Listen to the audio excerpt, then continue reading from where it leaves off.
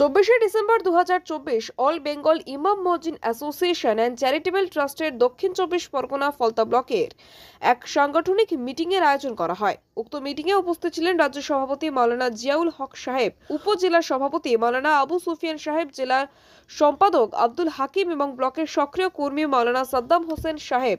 মাওলানা সাদ্দাম হোসেন দীর্ঘদিন বিভিন্ন সংগঠনের সাথে যুক্ত ছিলেন, কিন্তু তাদের স্বচ্ছতা এবং পরিচ্ছন্নতা ভাবনা দেখে অল বেঙ্গল ইমাম মসজিদ অ্যাসোসিয়েশন চ্যারিটেবল ট্রাস্টের সঙ্গে সংযুক্ত হয়ে কাজ করার সংকল্প ব্যক্ত করেন।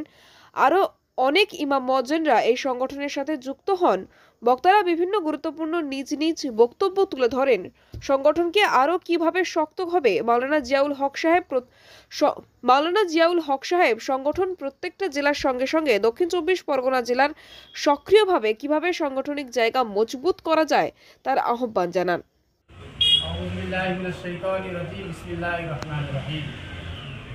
সমস্ত প্রশংসা সেই আল্লাহর জন্য।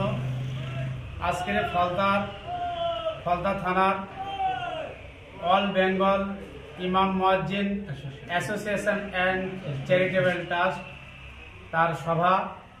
আজকের এই সভায় উপস্থিত ছিলেন আমাদের পশ্চিমবাংলার রাজ্য অল বেঙ্গল ইমাম মসজিদ অ্যান্ড অ্যাসোসিয়েশন অ্যান্ড চ্যারিটেবল ট্রাস্টের প্রেসিডেন্ট মাওলানা জিয়াউল হক লস্কর মহাশয় এবং দক্ষিণ 24 পরগনার যিনি প্রেসিডেন্ট আছেন আবু সুফিয়ান সাহেব এবং মাওলানা হাকিম সাহেবের উপস্থিতিতে আজকের ফলতা থানার আজকের ফলতার এই মিটিং আমরা অনেক চেষ্টা করে এই মিটিংটা আজকে করা সম্ভব হয়েছে। আজকের আমাদের উপস্থিত আছেন রাজ্য সভাপতি মাওলানা জিয়াউল হক সাহেব, আমাদের জেলা সভাপতি মাওলানা আবু সুফিয়ান সাহেব এবং আমি আব্দুল হাকিম সাহেব। মূলত আজকের আমাদের এই ফলতার মাওলানা মুফতি সাদ্দাম ভাই অনেকদিন ধরে চেষ্টা করছিলেন যাতে ব্লকের সমস্ত ইমামরা এক জায়গায় আসে।